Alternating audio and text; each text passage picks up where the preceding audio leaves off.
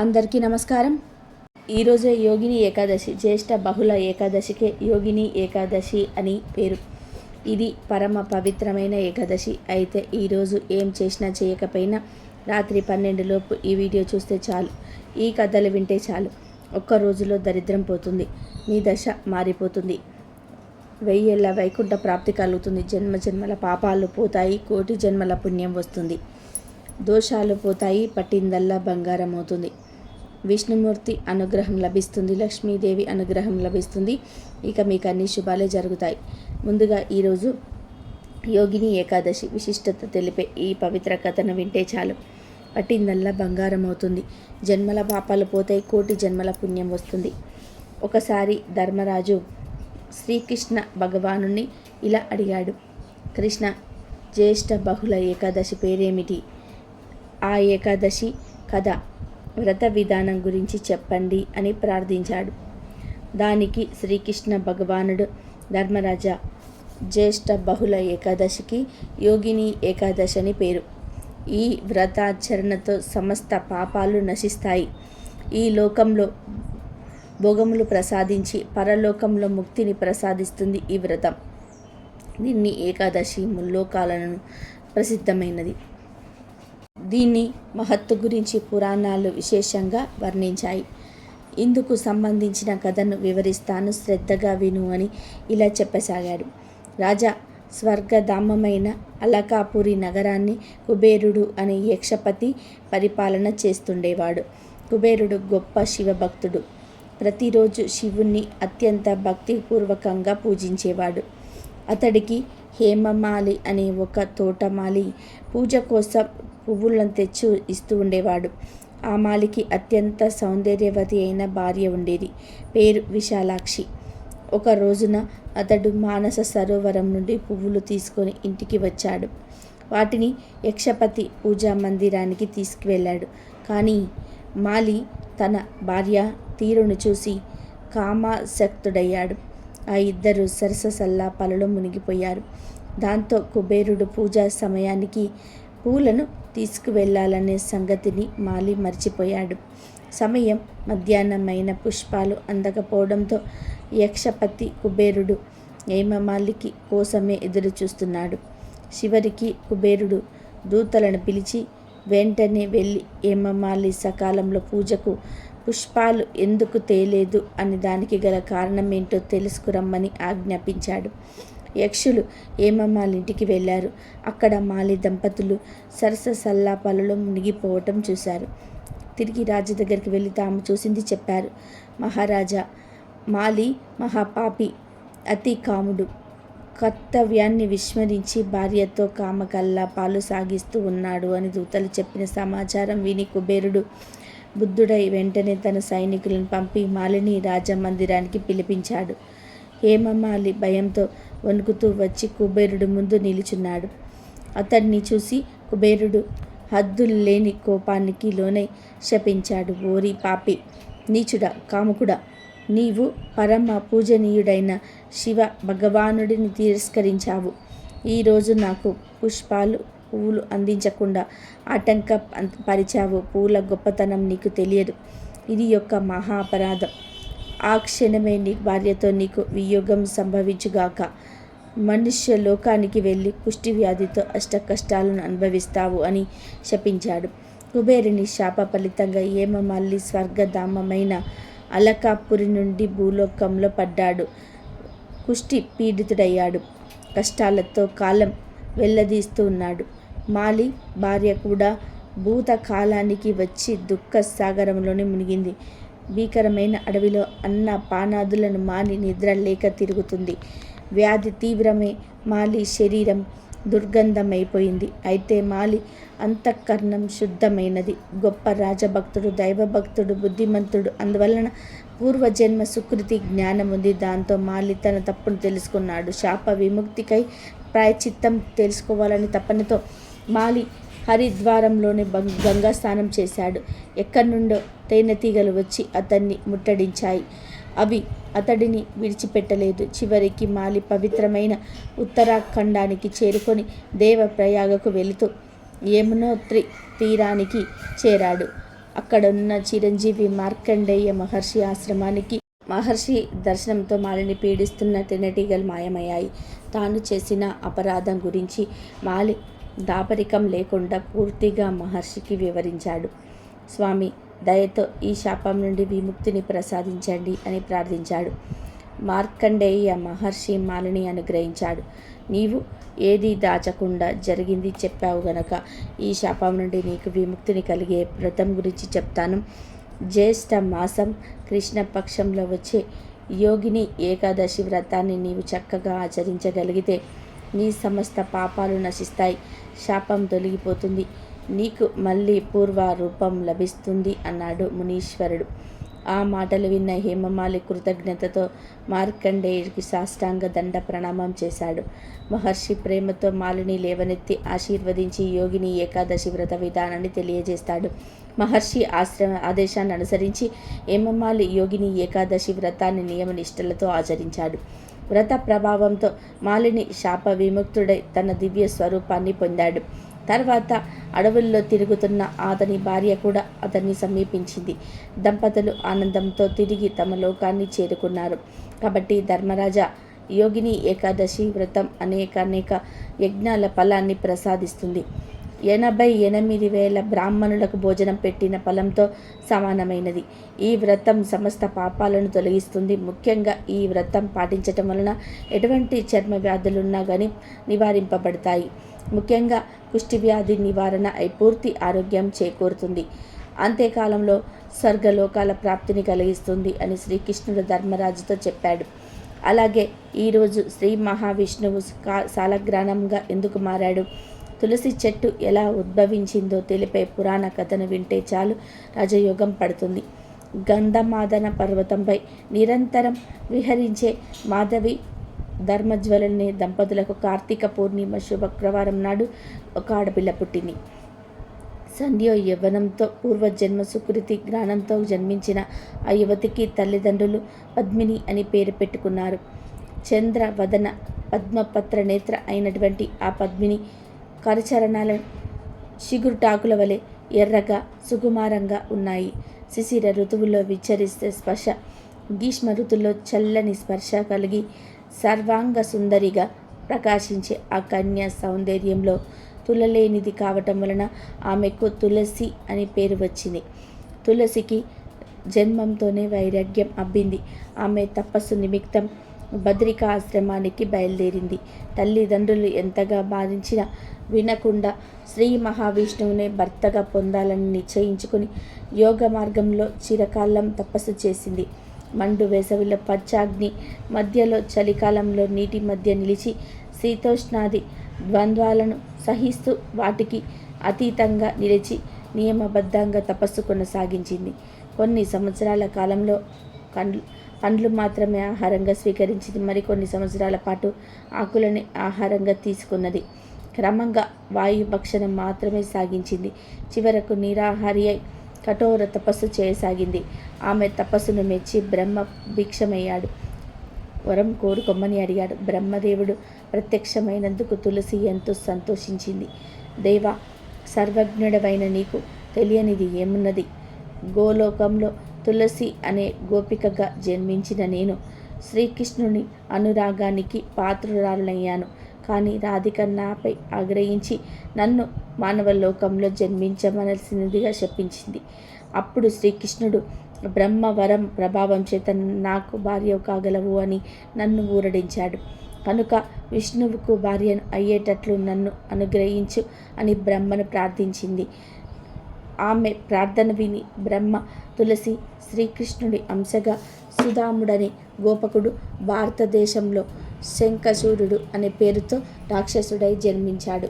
అతడు కూడా రాధికాదేవి శాపానికి గురి అయిన వాడే. నువ్వు శంఖచూరుణ్ణి వరించు. తర్వాత శాపవాశాన భూలోకంలోని అవతరించిన శ్రీకృష్ణుని చేపట్టగలవు. తదనంతరం లోక పావనివై వృక్ష రూపాన్ని పొందుతావు. ఆ వృక్షం నువ్వు అత్యంత ప్రీతిపాత్రమైనది. బృందావన క్షేత్రంలో నివసించే నీ బృంద అనే పేరుతో విరజిల్లగలవు అని అనుగ్రహించి బ్రహ్మదేవుడు అంతర్ధానమయ్యాడు. బ్రహ్మదేవుడి ఆదేశానుసారం తులసి శంఖచారుణ్ణి మనసులో ధ్యానిస్తూ బదరికా ఆశ్రమంలో తపస్సు చేయసాగింది. ఒకనాడు శంఖచూరుడు ఆ తపోవన ప్రాంతానికి వచ్చేశాడు. బ్రహ్మదేవుడి సూచనలు అనుసరించిన తులసిని వివాహమాడిన దలచి మంగళప్రదమైన కవచాన్ని ధరించి వచ్చాడు శంఖచూరుడు. అతడు ఆమెను పలకరించాడు. తన పూర్వజన్మ విశేషాలను చెప్పి గోలోకంలో సుధాముడనే ఒక గోపికుడుగా తాను శాపవశాత్తంగా మానవలోకంలో జన్మించానని వివరింపసాగాడు. తులసిని విభాగం చేసుకోవాలని తన అనురాశను వ్యక్తం చేశాడు. తల్లిదండ్రులు నిర్ణయించిన వరుణ్ణి వివాహం చేసుకోవడం తనకు తగిన ధర్మమని తులసి సమాధానం ఇచ్చింది. అప్పుడు బ్రహ్మదేవుడు సాక్షాత్కరించి వారి ఇరువుల పూర్వజన్మల వృత్తాంతాన్ని వివరించి దానికి దాంపత్య బంధం కలిగించి ఆవి లోకంలో గోలోకంలో నారాయణుడితో మేం పొందగలమని అభయమిచ్చాడు. అలా తులసి శంఖచూరుడు దంపతులయ్యారు. శంఖచూరుడు బ్రహ్మదత్త వరప్రభావం చేత దేవలోకాన్ని జయించాడు. ఇంద్రాది దేవతలు శంఖచూరుని జయించలేక బ్రహ్మను శంకరుని కలుసుకొని తన బాధలు విన్నవించుకున్నారు. వారంతా కలిసి వైకుంఠానికి వెళ్ళారు. దేవతలందరినీ పక్షాన బ్రహ్మదేవుడు శ్రీ మహావిష్ణువును ప్రార్థించి తమ ఆవేదనను నివేదించాడు. శంఖచూరుడు పురోగతాలను వివరించాడు. దేవతలకి స్వస్థత కలిగించవలసినదిగా ప్రార్థించాడు. అంతటి శ్రీ మహావిష్ణువు శంఖచూరుణ్ణి పూర్వజన్మ వృత్తాంతాన్ని దేవతలకు వ్యక్తికి తెచ్చి రాధాదేవి శాపం వలనే అతడు మానవ లోకంలో జన్మించిన సంగతిని వివరించాడు. తొందరపడి శపించిన రాధ తిరిగి అచిరకాలంలోనే ఆ భర్త సన్నిధిని పొందగలవని శాపమోక్షం కూడా అనుగ్రహించినట్టు చెప్పాడు. శంఖచూరుడు కంఠసీమలో కవచించిన ప్రసాదమే అని ఆ కవచం వలనే అతడు అజేయుడై నిలిచాడని కూడా వివరించాడు. మరొక రహస్యాన్ని కూడా విష్ణుమూర్తి వివరించాడు. శంఖచూరుడిని భార్య తులసి మహాపతివ్రత అని, ఆమె సతీత్వానికి భంగం కలిగిస్తే కానీ శంఖచూరుడు మరణించడని సంగతి చెప్పి తాను బ్రాహ్మణ వేషంలోని వెళ్ళి తులసీదేవి సతీత్వాన్ని భంగపరుస్తున్నారని ఆదేశం ఎమ్మలు పరమేశ్వరుడు యుద్ధంలో శంఖచూరుని సంహరించగలడని చెప్పాడు. ఇంతలో శ్రీ మహావిష్ణువు బ్రాహ్మణ వేషధారి అయి శంఖచూరుని సమీపించి అతని కవచాన్ని ఆచించి దానంగా స్వీకరించాడు. ఆ కవచాన్ని ధరించి శంఖచూరుని రూపంలో తులసి భర్తకు వెళ్ళాడు శ్రీ మహావిష్ణువు. యుద్ధంలో విజయం సాధించి తన భర్త తిరిగి వచ్చాడని భావించిన తులసి అతడికి అన్ని సపర్యలు చేసింది. బ్రహ్మదేవుడి మధ్య భక్తిత్వంలో సిద్ధి కుదిరిందని, దేవతల రాజ్యాలను వారు తిరిగి ఇచ్చి వేశారని, యుద్ధం ముగిసిందని చెప్పాడు శంఖచూరుని వేషంలో ఉన్న విష్ణుమూర్తి. అతడు కోరగానే తులసి ఏకాంత సుఖాన్ని అందించడానికి సిద్ధపడింది. అయితే అతడి స్వభావంలోని స్వల్ప భేదాన్ని తులసి గమనించింది. నీవు నా భర్తవు కావు, ఎవరు మాయావివి, నిజం చెప్పు అని నిలదీసింది. విష్ణుమూర్తి నిజ రూపంలో సాక్షాత్కరించాడు. శ్రీహరిని చూసి తులసి క్షణంలో మూర్చిల్లి కొంతసేపటికి తేరుకొని, ధర్మాన్ని భంగపరిచిన నా భర్తను సంహరించావు. రాతి గుండెవల నీవు పాషాణ పూర్వుడవై పొమ్మని విష్ణుని శపించింది. అంతటా విష్ణువు తులసి శంఖచూరుల పూర్వ వృత్తాంతాలను, శాప విషయాలను తులసికి గుర్తు చేశాడు. యుద్ధంలో పరమశివుడి చేత మరణించిన నీ భర్త శాప విముక్తిని పొంది తిరిగి గోలోకంలో చేరుకున్నాడు. నీవు కూడా ఈ దేహాన్ని విడిచి గండకి అనే నదిపై ప్రవహించు. నీ శాప ఫలితంగా నేను గండకి శిలనై ఆ నదీ తీరంలోనే నిలిచి ఉంటాను. నీవు ఈ శరీరాన్ని వదిలి దివ్య రూపాన్ని ధరించి నాలో ఆజ్ఞం కాగలవు. నీ కేశములన్నీ కూడా నా తులసి వృక్షంగా రూపాంతం చెంది దేవతా పూజల్లో అగ్రస్థానం వహిస్తాయి. తులసి దళం హరిహరాదులకు ప్రీతిపాత్రం అవుతుంది. సర్వ పాప పరిహారమే పేరు పొందుతుంది. దేవతల చేత పూజింపబడుతూ ఉంటుంది. తులసి వృక్షం ఉన్న చోట నిత్యము నిన్ను నిశిస్తాను. తులసి దళంతో నన్ను అభిషేకించిన వారి సమస్త ఘంటాభిషేక ఫలాన్ని పొందగలరు. అవసాన దశలో తులసి తీర్థం సేవించిన వారికి పునర్జన్మ ఉండదు. వారు పాప విముక్తులై మా లోకాన్ని పొందుతారు. నిత్యము తులసికి తీర్థాన్ని సేవించేవారు అశ్వమేధ యాగాన్ని ఫలాన్ని పొందుతారు. రాత్రి వేళల్లోనూ, ఏకాదశి, పూర్ణిమ, అమావాస్య తిథులలోనూ, శుక్రవారం నాడు తులసి దళాలను కోసేవారు నా శిరస్సును త్రుంచినంత పాప ఫలాన్ని అనుభవించక తప్పదు. అద్వితీయం, అనంతం అయిన పవిత్రతను, శక్తిని నీకు అనుగ్రహిస్తున్నాను అని చెప్పి శ్రీ మహావిష్ణువు అంతర్ధానమయ్యాడు. తులసి తన శరీరాన్ని విడిచి గండకీ నదీ రూపంలో ప్రవహిస్తూ ఉండగా ఆమె కేశ సముదాయం తులసి వృక్షమై బృందావనంలో సర్వదేవతలకు పూజనీయమైంది. భక్తులను అనుగ్రహించటమే జగన్నాథ ప్రధాన లక్ష్యం గనక అందుకోసం అనేక రూపాలతో ఆయా దేవతలను అవతరింపచేసి ఆ తల్లి మనసు కనికరిస్తుంది. పూర్వం ఒక రాజుకు 4 కొడుకులు ఉండేవారు. ఆ రాజుకు వయసు అయిపోయింది. దాంతో రాజ్యాన్ని తన కొడుకులలో ఎవరో ఒకరికి అప్పచెప్పాలని అనుకుంటాడు. ఎవడైతే సర్వాధికుడైన ధర్మాత్ముని వెతికి తీసుకువస్తాడో అతడికి రాజ్యాధికారం ఇస్తానని ఆ రాజు తన కొడుకులతో అంటాడు. రాకుమారులు దానికి అంగీకరించి 4 తన గుర్రాలను తీసుకొని 4 దిక్కులకు బయలుదేరారు. అలా కొంతకాలం గడిచింది. కొన్నాళ్ళ తర్వాత పెద్ద కొడుకు తిరిగి వచ్చి తండ్రికి ఎదురుగా ఓ వ్యాపారాన్ని నిలబెట్టి ఈయన వేలాది రూపాయలు దానం చేస్తుంటాడు. ఎన్నో గుళ్ళు గోపురాలు కట్టించాడు, చెరువులు తవ్వించాడు, చలివేంద్రాలు ఏర్పాటు చేశాడు, తీర్థక్షేత్రాల్లో ఎన్నో వ్రతాలు చేయిస్తూ ఉంటాడు. నిత్యం పురాణ శ్రవణం చేస్తుంటాడు, గోపూజలు చేస్తుంటాడు. ప్రపంచంలో వీరిని మించిన గొప్ప ధర్మాత్ముడు ఎవరు ఉండరు అన్నాడు. ఆయన నిశ్చయంగా ధర్మాత్ముడే అని పలికిన రాజు ఆ వ్యాపారిని సత్కరించి పంపివేశాడు. 2వ కొడుకు ఒక బక్క చిక్కిన బ్రాహ్మణుడు తీసుకొని వచ్చి, ఓ బ్రాహ్మణుడు 4 ధామాలకు సప్తపురాలకు కాలి నడకన వెళ్ళి యాత్రలు చేసి వచ్చాడు. సదా వీరు చాంద్రాయణ వ్రతం చేస్తుంటారు. అసత్యానికి వీరు భయపడతారు. ఈయన గోపపడడం ఎవ్వరు ఎన్నడూ చూడలేదు. నియమబద్ధంగా మంత్ర జపాదులు పూర్తి చేసుకున్న తర్వాతనే జలపానం చేస్తారు. ఫలాల్లోనూ స్నానం చేసి సంధ్యావందనం చేస్తారు. ఈ కాలంలో ఈ విశ్వంలో వీరిని మించి సర్వశ్రేష్ఠ ధర్మాత్ములు ఎవరు లేరు అన్నాడు. రాజు బ్రాహ్మణుడు సత్కరించి అధిక దక్షిణలిచ్చి వీరు మంచి ధర్మాత్ములే అంటూ పంపివేశాడు. 3వ కొడుకు కూడా ఒక బాబాజీని తీసుకొని వచ్చాడు. బాబాజీ వస్తూనే ఆశ్రమం వేసుకొని కళ్ళు మూసుకొని కూర్చొండిపోయాడు. జీర్ణమైన బట్టలతో అస్థిపంజరంలా ఉన్న ఆకారంలో ఆయన కనిపిస్తూ ఉంటాడు. అందరూ ఆసీనులైన తర్వాత 3వ కొడుకు వీరిని ఎంతగానో ప్రార్థించగా ఇక్కడికి విచ్చేశాడు. మీరు మహా తపస్సులు, వారానికి ఒక్కసారి మాత్రమే క్షీరపానం చేస్తారు. ఈ ఋతుల్లో పంచాగ్ని మధ్యలో ఉంటారు. శీతాకాలంలోనే జలాలను నీవెడుతూ ఉంటారు. సదా భగవంతుని ధ్యానంలో ఉండే వీరికి మించిన మహా ధర్మాత్ములు లభించటం దుర్లభమే అన్నాడు. రాజు ఆ మహాత్ముడికి సాష్టాంగ ప్రణామం చేసి వారి ఆశీస్సులు అందుకొని వీడుకోలు పలికాడు. ఆపై వీరు ధర్మాత్ములే అంటాడు. అందరి తర్వాత చిన్న కొడుకు వచ్చాడు.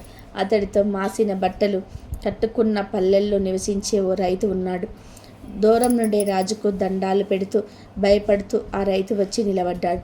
అన్నలు 3 తమ్ముడు మూర్ఖత్వానికి పక్కపక్క నవ్వారు. అప్పుడు ఆ చిన్న కొడుకు ఓ కుక్కకు గాయమైంది. ఇతడు అది చూసి దాన్ని గాయం కడిగాడు. అందుకే నేను ఇతను తీసుకొచ్చాను. అతడు ధర్మాత్ముడు అవునో కాదో మీరే అడిగి తెలుసుకోండి అన్నాడు. అప్పుడు రాజు, ఏమయ్యా, నువ్వు ఏం ధర్మం చేస్తూ ఉంటావు అని అడిగాడు. భయపడుతూనే రైతు ఇలా పలికాడు. ప్రభు, నేను చదువుకున్న వాణ్ణి కాదు. నాకు ధర్మం అంటే ఏంటో తెలుస్తుంది. ఎవరైనా జపపడితే సేవసిస్తాను, ఎవరైనా యాచిస్తే గుప్పెడు మెతుకులు పెడతాను అన్నాడు. అంతటా రాజు అతడే అందరికన్నా గొప్ప ధర్మాత్ముడు అన్నాడు. అది విని కొడుకులందరూ కూడా ఆశ్చర్యపోయి అటు ఇటు చూడసాగారు. రాజు అప్పుడు దాన ధర్మాలు చేయటం, గోపూజ చేయటం, అసత్యం ఆడకపోవడం, క్రోధంగా ఉండకపోవడం, తీర్థయాత్రలు, సంధ్యావందనాలు, పూజాదులు కొనసాగించటం కూడా ధర్మమే. తపస్సు చేయటం ఆవశ్యకమైన ధర్మమే. కానీ సర్వాధిక ధర్మం ఏమిటి అంటే అర్థించకపోయినా అసహాయ స్థితిలో ఉన్నవారిని ఆదుకోవడం, రోగికి సేవ చేయటం, కష్టంలో ఉన్నవారికి చేయూతనివ్వటం సర్వాధికమైన ధర్మం. పరులకు సహకరించే వారికి తనంతా తానుగా సహాయం అందుతుంది. త్రిలోకనాథుడైన పరమాత్మ అట్టి పరోపకారిపై ప్రసన్నుడై ఉంటాడు అని పలికి చిన్న కొడుకుకే రాజ్యాన్ని ఇచ్చాడు. పరోపకారం అన్నిటికన్నా మించిన ధర్మం. అది నిర్వర్తించేవాడే ధర్మాత్ముడు అనే నీతిని ఈ కథ ద్వారా గ్రహించాలి. అలాగే ఈరోజు స్వామివారు తన భక్తుడితో పాచికలు ఆడిన కథను వింటే చాలు. వద్దన్న ధనం వస్తుంది, పట్టిందల్లా బంగారం అవుతుంది. పూర్వ భక్తులు తమ తమ ఇష్టదైవాలపై ఎంత ధనభక్తిని చాటుకున్నారు అంటే సాక్షాత్తు దేవుళ్ళే స్వయంగా భువికి దిగి వచ్చి వారి కోరికలు నెరవేర్చేవారు. అలా తన భక్తితో వెంకటేశ్వర స్వామిని మెప్పించిన అపర భక్తుడు బావాజీ. ఆయనతో కలిసి పాచికలాడాడు. తిరుమలలోని మాడ వీధులలోని ప్రధాన గోపురానికి కుడివైపున మఠం ఆ భక్తుడు బావాజీదే. ఆ మఠంపై శ్రీ వెంకటేశ్వరుడు తన భక్తుడు బావాజీతో పాచికలాడుతున్న దృశ్యం ఉంటుంది. ఈ మఠాన్ని హరిరాం మఠం అంటారు. కొన్ని వందల ఏళ్ల క్రితం బావాజీ అనే భక్తుడు తీర్థయాత్రలు చేస్తూ ఉత్తరాది నుంచి తిరుమలకు చేరుకున్నాడు. అక్కడ శ్రీ వెంకటేశ్వరుని దివ్య మంగళ విగ్రహాన్ని చూసిన ఆయన మనసు అక్కడే లగ్నమైపోయింది. తోటి యాత్రికులంతా కూడా వెళ్ళిపోయిన ఆయన తిరుమలలోనే ఉండి నిత్యం వెంకటేశ్వర స్వామిని దర్శించుకునేవాడు. ఆలయంలో గంటల తరబడి బావాజీ నిలబడి ఉండడం అర్చకులకు కంటగింపుగా మారింది. అలాంటి వ్యక్తి నిరంతరం గుడిలో ఉండడాన్ని అనుమానాస్పదంగా భావించిన అర్చకులు ఆయనను బయటకు గెంటివేశారు. ఇకపై ఆలయంలోనికి రాకూడదంటూ కట్టడి చేశారు. దీంతో తీవ్ర మనస్తాపానికి గురి అయిన ఆయన శ్రీనివాసుడి దర్శన భాగ్యం కోసం చిన్న పిల్లవాడిలాగా విలపించాడు. రాత్రింబగలు కన్నీరు మున్నీరయ్యాడు. అప్పుడు తనను ఓదార్చేందుకు సాక్షాత్తు శ్రీనివాసుడే దిగి రాక తప్పలేదు. ఒకరోజు వెంకటేశ్వర స్వామి బావాజీ దగ్గరకు వచ్చి, నిన్ను నా సన్నిధికి రానివ్వకపోతే నేనే రోజు నీతో సమయం గడిపేందుకు వస్తూ ఉంటానని బావాజీకి అభయమిచ్చాడు. అలా నిత్యం రాత్రిపూట కవలింపు సేవలు ముగిసిన తర్వాత ఆలయం ఎదురుగా ఉన్న బావాజీ మఠానికి చేరుకునేవాడు శ్రీనివాసుడు. అక్కడ వారిద్దరూ పొత్తు పొడిచే వరకు కబుర్లతో కాలం గడిపేవారు. కొన్నిసార్లు కాలక్షేపం కోసం పాచికలు ఆడుకునేవారు. అలా సరదాగా గడుపుతున్న తరుణంలో ఓ పరిణామం చోటు చేసుకుంటుంది. అలా ఒకసారి బావాజీతో స్వామివారు పాచికలాడుతూ కాలాన్ని గమనించనేలేదు. సుప్రభాత వేళ సమీపించింది. జగన్నాథుడికి మేలుకొల్పు పాడేందుకు అర్చకులు ఆలయాన్ని సమీపించసాగారు. ఆ చప్పుళ్లను విన్న వెంకటేశ్వరుడు వెంటనే బావాజీ దగ్గర నుంచి లేచి అక్కడి నుంచి ఆలయంలోకి వెళ్ళిపోయాడు. ఆ అడావిడిలో ఆయన కంఠాభరణం ఒకటి మర్చిపోవడంతో ఆడ బావాజీ మఠంలోనే ఉండిపోయింది. ఆ ఉదయం వెంకటేశ్వర స్వామి వారికి కూడా మూల విరాట్ని అలంకరిస్తున్న అర్చకులు ఆయన ఒంటి మీద అతి విలువైన కంఠాభరణం మాయమవడం గమనించారు. అదే సమయంలో తన మఠంలో ఉండిపోయిన కంఠాభరణాన్ని తిరిగి ఇచ్చేందుకు బావాజీ ఆలయంలో వరకు ప్రవేశించగా అతడి చేతిలో ఉన్న ఆభరణాన్ని చూడగానే అర్చకులు మరేమీ ఆలోచించకుండా దాన్ని లాక్కొని ఆయనను దొంగగా పరిగణించారు. దూషిస్తూ స్థానిక నవాబు దగ్గరికి, నవాబు గారు బావాజీని ఆ ఆభరణాన్ని ఎందుకు ఎలా దొంగిలించావని ప్రశ్నించగా తానేమి దాన్ని దొంగిలించలేనని బాబాజీ పేర్కొన్నాడు. సాక్షాత్ శ్రీనివాసుడే తనతో రాత్రంతా పాచికలు ఆడాడని అర్చకులు రావటంతో హడావిడిగా స్వామివారి ఆలయంలోకి విచ్చేయటంతో తన కంఠాభరణాన్ని తన మఠంలోనే మర్చిపోయాడని వివరించారు. కానీ ఎవరు అతన్ని నమ్మలేదు. బావాజీని కారాగారంలో పడేశారు. అప్పుడు నవాబు, నిజంగానే ఆ శ్రీనివాసుడు ప్రతి రాత్రి నీ కోసం వచ్చిన మాట నిజమే అయితే నీకొక పరీక్షను పెడుతూ ఉన్నాను. ఈ కారాగారం నిండా బండెడు చెరుకు గడలు వేస్తాను. ఉదయం సూర్యుడు పొడిచే వేళకు అవన్నీ పొడి పొడిగా మారిపోవాలి అని బావాజీకి పరీక్ష పెడతాడు. బయట సైనికులను కాపలా పెడతాడు. అయితే ఆ రోజు అర్ధరాత్రి బావాజీని బంధించిన గది నుంచి ఏనుగు గీంకారాలు వినిపిస్తాయి. అవి ఏమిటా అని లోపలకు తొంగి చూసిన సైనికుల ఆశ్చర్యానికి అంతు లేకుండా పోతుంది. ఆ గదిలో నామాలు ధరించిన ఒక ఏనుగు బండెడు చెరుకు గడలను సునాయాసంగా పిప్పి పిప్పి చేయసాగింది. మూసిన తలుపులు మూసినట్టే ఉన్నాయి. ఎక్కడి కావలి వాళ్ళు అక్కడే ఉన్నారు. అయినా ఒక ఏనుగు లోపల చక్కగా ప్రవేశించగలిగింది. ఆ కార్యక్రమం జరుగుతున్నంత వరకు బావాజీ రామనామస్మరణ చేస్తూనే ఉన్నాడు. అప్పటి నుంచి ఆయనకు అధీరాం బావాజీ అనే పేరు స్థిరపడిపోయింది. అధీరాం భక్తిని స్వయంగా చూసిన నవాబు ఆయన ఆలయ అధికారిగా నియమించాడు. అలాగే నారాయణ నామం ఎంత గొప్పదో తెలిపే పురాణ కథను వింటే చాలు నారాయణుడి అనుగ్రహం కలుగుతుంది. 1000 ఏళ్ళు వైకుంఠంలో నివసిస్తారు. పూర్వం కన్యాకుబ్జం అనే నగరంలో సోత్రీయుడు అనే ఒక బ్రాహ్మణుడికి అంజామిలుడు అనొక కుమారుడు ఉండేవాడు. ఈ అంజామిలుడికి చిన్న వయసులోనే గుణవంతురాలు సౌందర్యవతి అయిన కన్యతో వివాహం జరిగింది. అంజమిలుడు సంధ్యావందనం, గాయత్రి జపం లాంటివి నిత్య కర్మలను చేసేవాడు. అన్ని ధర్మాలు తెలిసినవాడు. ఎన్నో మంత్రాల సిద్ధి పొందినవాడు. కొంతకాలానికి అజామిలుడికి యవ్వనం వచ్చింది. ఒకరోజు అతని తండ్రి దర్భలు పువ్వులు తెమ్మని పంపాడు. దర్భలు పువ్వులు తీసుకొని ఇంటికి వస్తూ ఉండగా ఆజామిలుడికి పొదలలో నుండి ఏదో ఒక శబ్దం వినబడింది. అప్పుడు ఆజామిలుడు ఏమిటా అని అటువైపు చూశాడు. అప్పుడు దట్టమైన పొదరింట్లో నతి క్రీడల్లో చతురురాలైన తన ప్రియురాలైన స్వేరిని ఋషినితో ఆనందిస్తున్న ఒక కాముకుని చూశాడు. దిగంబరంగా ఉన్న కటి ప్రదేశం గల వీటుని చూశాడు. కాముకత్వంతో మూర్తీభవించిన ప్రియురాలితో శృంగార కేలీలో తేలియాడుతున్న వాడిని ఆజామిలుడు చూశాడు. అది చూసి అతన్ని పులకించిన రోమాలు నిక్కబొడుచుకున్నాయి. ఆమెను చూసి ఆజామిలుడు కామోద్వేగంతో ఊవిల్లాడాడు. మాటిమాటికి ఏపు మీరిన చూపులు అనే మోహ పాశాలను చిక్కుకున్న ఆ బ్రాహ్మణ కుమారులు నిత్య కృత్యాలైన దైవిక కర్మలను, శాస్త్ర పాఠాలను, జపతపాలను మర్చిపోయాడు. అతడి మనసునే కారణ్యంలోనే కామోద్రేకం అనే కారుచిచ్చు చెలరేగసాగింది. అప్పటి నుండి అతని మనసులో ఆమెను పొందాలనే కోరిక చెలరేగింది. అలా ఆజామిలుడు దిగులుతో భృంగిపోయాడు. విచారించాడు. కామావేశానికి లోనయ్యాడు. ఆజామిలుడు కులాచార మర్యాదలను కూలదొరిచాడు. తండ్రి సంపాదించిన ఆస్తిని అంతటిని ఆమె పాలు చేశాడు. సద్గుణాలను వీడనాడాడు. బాగా రుచి మరిగి ఆ బాలు కన్నుల వెలయాలి అందచందాలకు లొంగిపోయాడు. సుగుణవతి సౌందర్యవతి అయిన తన భార్యను ఇష్టపడక నీచుడై తెలివి తక్కువతనంతో ఆ వెలయాలి ఇంటికి వెళ్ళసాగాడు. బంధువులను తిట్టి, సజ్జనులను బాధించి, దిక్కులేని దీనులను చిక్కుల పాలు చేసి, దారులు కొట్టి దోచుకోవడంలో దిట్టగా మారి నిందలను లెక్క చేయకుండా జీవింపసాగాడు. ఈ విధానంగా చాలా కాలం ఆజామిలుడు భ్రష్టాచారుడై ఆ వేశ్య కుటుంబాన్ని పోషిస్తూ ఆమెనే భార్యగా భావిస్తూ చెడు మార్గాల్లో ప్రవర్తింపసాగాడు. ఆమెతో 9 మంది బిడ్డలు కన్నాడు. ఆమె బిడ్డలను పోషించడానికి ఎన్నో దొంగతనాలను చేశాడు. ఎన్నో పాపాలను చేశాడు. ఆ స్త్రీనే జీవితం అనుకొని బ్రతికేశాడు. ఆవిడకు పుట్టిన పిల్లల్లో ఆఖరివాడు అంటే ఆజామిలుడికి చాలా ఇష్టం. అతని పేరు నారాయణ. ఎప్పుడూ నారాయణ నారాయణ అని వాడినే కలవరించేవాడు. కొంతకాలానికి అతని వయసు అయిపోయింది. మరణ సమయం వచ్చింది. ఒకరోజు చూడడానికి భయంకరంగా ఉన్న యమదూతలు అదృశ్య రూపంలో ఇతని ప్రాణాలు తీసుకుపోవడానికి వచ్చారు.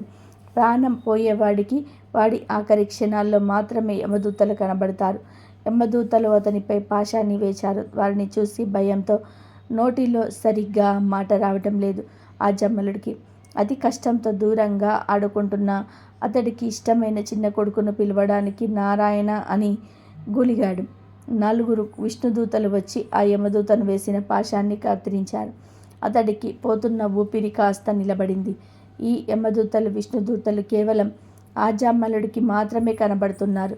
వారి మాటలను వింటున్నాడు ఆజామిలుడు. అప్పుడు యమదూతలు విష్ణుదూతలతో, మీరు ఎవరు? మా పనికి ఎందుకు ఆటంక కలిగిస్తున్నారు? ఇతడి జీవితంలో ఎన్నో ఘోర పాపాలు చేశాడు. వీడిని మేము నరకానికి తీసుకుని వెళ్ళి శిక్షను విధిస్తాము అని అన్నారు. దానికి విష్ణుదూతలు, మేము విష్ణుదూతలము, మేము వైకుంఠం నుంచి వచ్చాము. మీ ధర్మ విచక్షణ సామర్థ్యం తెలిసిపోయింది. అజ్ఞానంతో మీరు పుణ్యాత్ములను దండింపరాని వారిని దండిస్తున్నారనే విషయం వెల్లడైనది. యమదూతలారా, ఇతడు మరణ సమయంలో అమృతమయమైన అక్షరాలతో కూడిన భగవంతుని పుణ్యనామాన్ని స్వీకరించటం వలన 1,000,000 కంటే ఎక్కువ జన్మల్లో చేసిన పాపాలన్నింటినీ కూడా పోగొట్టుకున్నాడు. హరినామ కీర్తనలు, ముక్తికాంత ఏకాంత మోహన విహారాలు, సత్యలోక నివాసాలు ప్రసాదించే ఆనంద సౌభాగ్య విలాసాలు ఇతడు నారాయణ అనే కొలిచినప్పుడు ఇతడి మనస్సు కుమారుని మీద నిమిత్తమై ఉన్నదని మీరు అనుకోవద్దు. భగవంతుని పేరుని ఏ విధంగా పలికినా శ్రీహరి రక్షకుడై అందులోనే ఉంటాడు. కుమారుని పేరు పెట్టి పిలిచిన, విశ్రాంతి వేళలో అయినా, ఆటలో అయినా, పరిహారసంగా అయినా, పద్య వచన గీత భావార్థాలతోనైనా నారాయణ్ణి స్మరిస్తే పాపాలు తొలగిపోతాయి. ఆ ప్రాయశ్చిత్తాల వల్ల ఆ పాపాలు తాత్కాలికంగా ఉపశమనిస్తాయి తప్ప పూర్తిగా పరిహారం కావు. అంత్యకాలంలోనే ధైర్యం సన్నగిల్లినప్పుడు పూర్వజన్మ పుణ్య విశేషం ఉంటేనే కానీ కేశవుడు మనస్సుకు తోచడు. శ్రీహరి నామం అమృతాన్ని ఈ ఆజామలుడు ప్రత్యక్షంగా సేవించాడు. ఈ శ్రీహరి నామ స్మరణమని ధర్మం ఈ సత్పురుషుడి మరణం అనంతరం ఎందుకు వృధా అవుతుంది అని ఈ విధంగా విష్ణుదూతలు భాగవత ధర్మాన్ని నిరూపించి, ఇతను ఎంత పాపాత్ముడైన ప్రాణం పోయే చివరి క్షణంలో నారాయణ అని అన్నాడు. తన కొడుకును పిలవాలి అనుకుని పిలిచినా సరే చివరి క్షణాల్లో నారాయణ అని అన్నందుకే ఇతని పాపాలు పోయాయి. ఏ నేపథ్యంలోనైనా సరే అంత్యకాలంలోని నారాయణ నామం స్మరించిన వారు నరకానికి పోతారు గనుక మీరు ఇతను తీసుకొని వెళ్ళకూడదు అని అతడిని వైకుంఠానికి తీసుకొని వెళ్ళారు.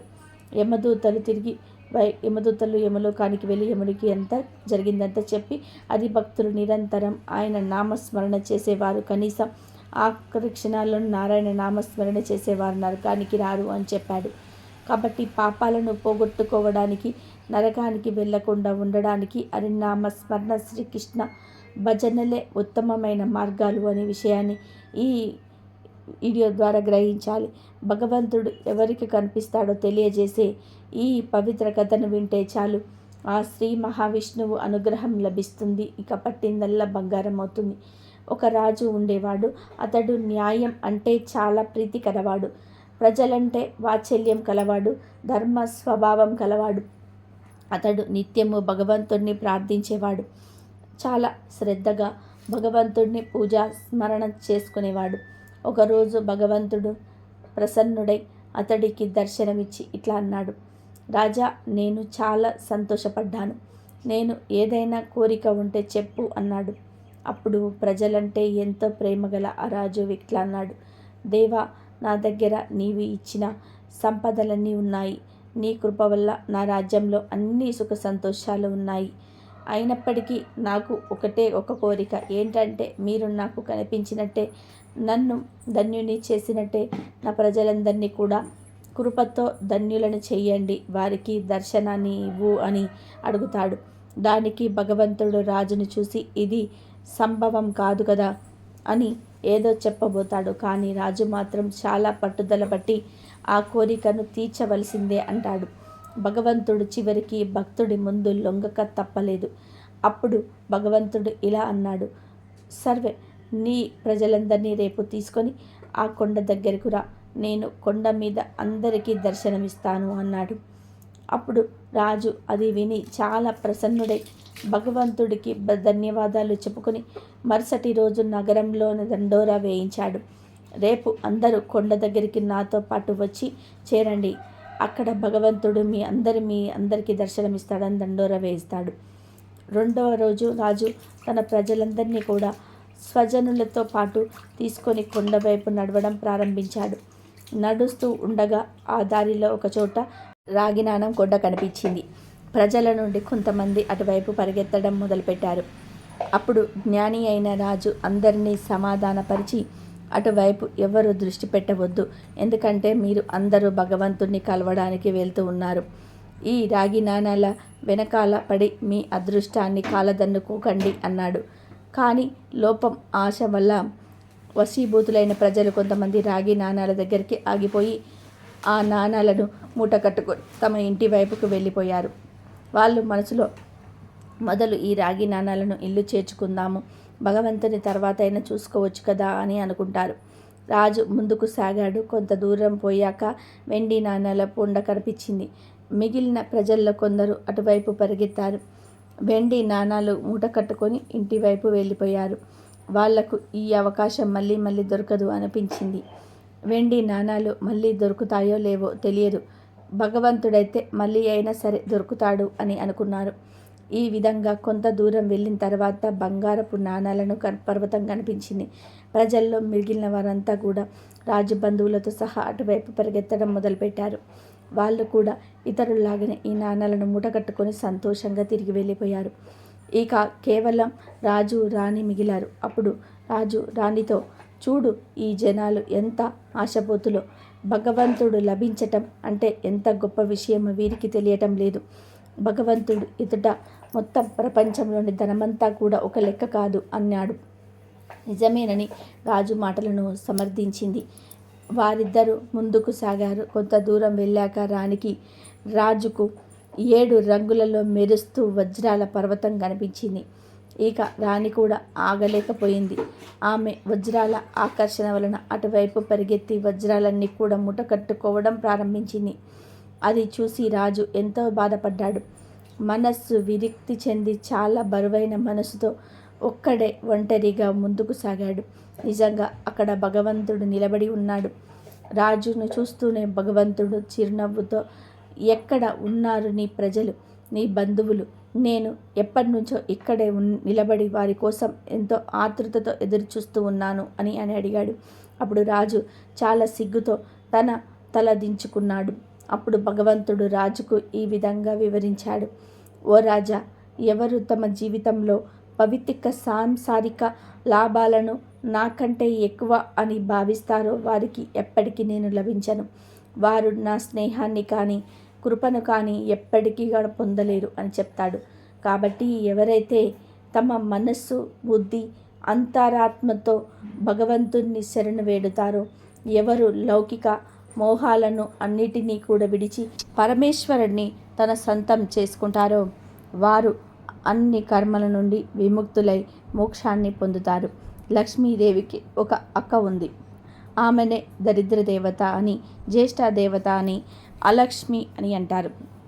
లక్ష్మీదేవి, అలక్ష్మి కూడా ఇద్దరు క్వైట్ అపోజిట్గా ఉంటారు. సిరి సంపదలకు ఆది దేవత లక్ష్మీదేవి.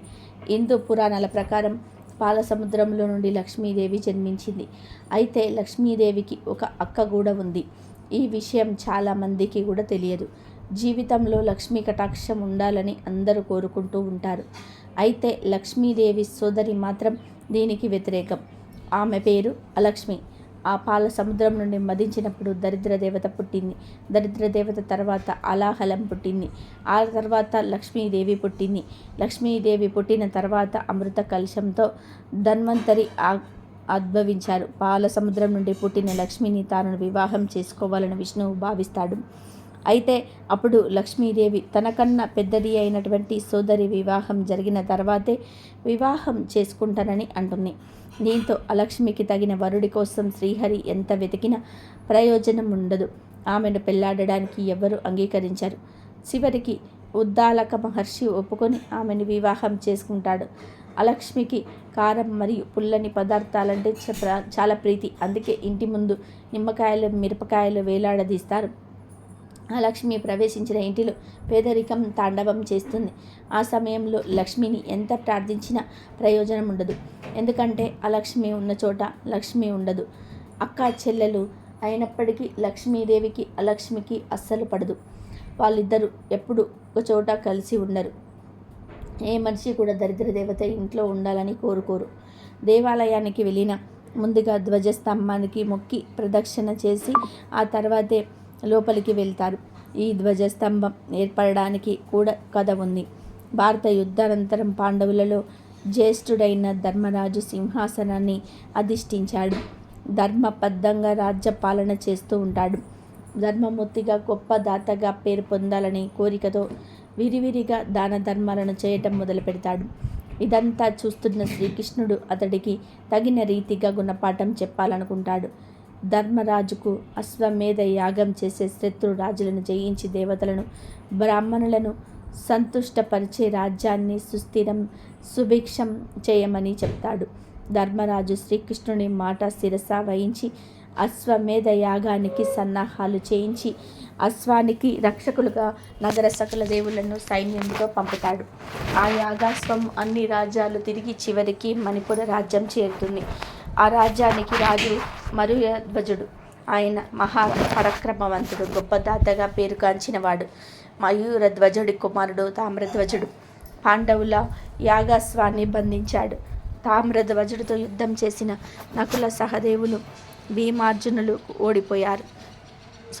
తమ్ములందరూ ఓడిపోయిన విషయం తెలుసుకున్న ధర్మరాజు యుద్ధానికై బయలుదేరక శ్రీకృష్ణుడు అతడి వాదించి మయూరధ్వజుడిని యుద్ధంలో జయించడం సాధ్యం కాదని, మహాబల పరాక్రమవంతులైన భీమార్జునులే ఓడిపోయారని, అతడిని కపటోపాయంతో మాత్రమే జయించాలని చెప్తాడు.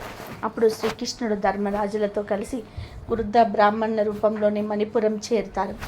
ఆ బ్రాహ్మణులను చూసిన మయూరధ్వజుడు వారికి దానం ఇవ్వదలిచి ఏమి కావాలో కోరుకోమని అడుగుతాడు.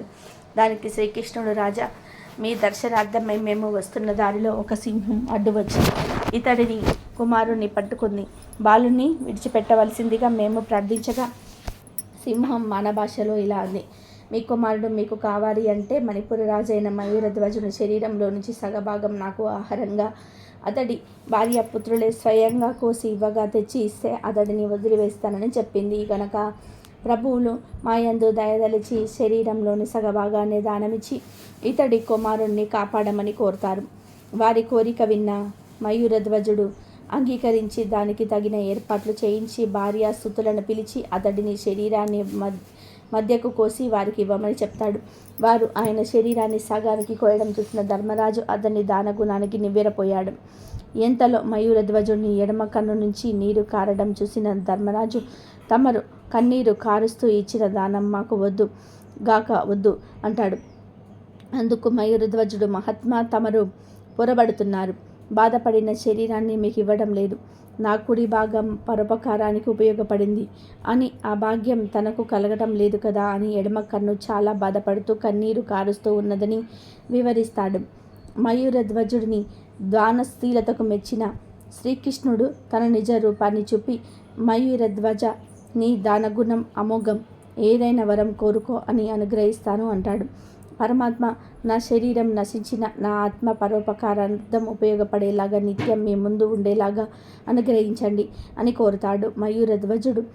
అందుకు శ్రీకృష్ణుడు తదాస్తు అని పలికి మయూరధ్వజుడి నీటి నుంచి ప్రతి దేవాలయం నుండి నీ గుర్తుగా నీ పేరున్న ధ్వజస్తంభాలు వెలుస్తాయని, వాటిని ఆశ్రయించినవా నీ ఆత్మ నిత్యం దైవ సన్నిధిలో ఉంటుంది. ముందు నిన్ను దర్శించి ప్రదక్షిణం నమస్కారాలు ఉచ్చరించిన మీదటనే ప్రజలు తమ ఇష్ట దైవాలను దర్శించుకుంటారు. ప్రతినిత్యము నీ శరీరమున దీపం ఎవరుంచుతారో వారి జన్మ సఫలమవుతుంది. నీ నెత్తిన ఉంచిన దీపం రాత్రుల యందు బాటసారులకు దారి చూపే దీపం అవుతుంది అంటూ అనుగ్రహించాడు. ఆనాటి నుండి దేవాలయాల యందు ధ్వజస్తంభాల యందు తప్పనిసరిగా ప్రతిష్ఠించడం ఆచారమైంది. భక్తులు ముందుగా ధ్వజస్తంభానికి మొక్కి ఆ తర్వాతే మూల విరాట్లు దర్శనం చేసుకోవడం సాంప్రదాయంగా మారింది. కాబట్టి ఈరోజు రాత్రి లోపు 12 లోపు ఈ వీడియో చూస్తే చాలు, ఈ కథలు వింటే చాలు, రాజయోగం పడుతుంది, 1000 ఏళ్ల వైకుంఠ ప్రాప్తి కలుగుతుంది, జన్మ జన్మల పాపాలు పోతాయి, కోటి జన్మల పుణ్యం వస్తుంది, దోషాలు పోతాయి, పట్టిందల్లా బంగారం అవుతుంది, విష్ణుమూర్తి అనుగ్రహంతో లక్ష్మీదేవి అనుగ్రహం కూడా లభిస్తుంది. ఇక మీకు అన్ని శుభాలే జరుగుతాయి. ఇదండి ఈరోజు వీడియో. నా వీడియో కనుక మీకు నచ్చినట్లయితే ప్లీజ్ లైక్ చేయండి, షేర్ చేయండి, సబ్స్క్రైబ్ చేయండి. మరొక మంచి వీడియోతో మళ్ళీ కలుద్దాం. ఆ విష్ణుమూర్తి అనుగ్రహం పొందాలి అంటే, మీ ఆ అమ్మవారి అనుగ్రహం పొందాలంటే ఈ వీడియో మొత్తం చూడండి. ఇంతవరకు చూసినందుకు ధన్యవాదాలు. Please like, share, subscribe my channel.